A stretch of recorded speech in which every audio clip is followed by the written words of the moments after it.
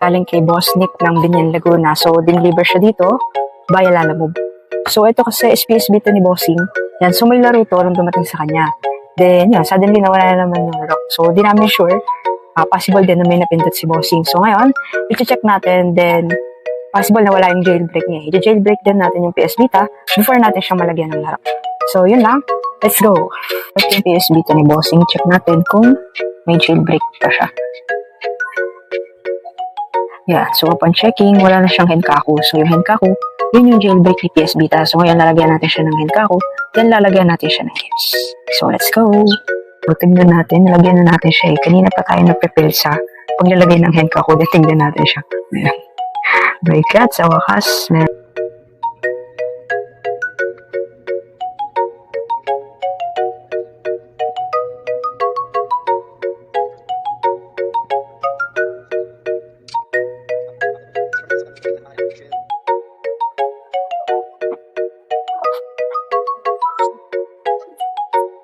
So, na-jailbreak na natin yung PS Vita ni Boss Nick.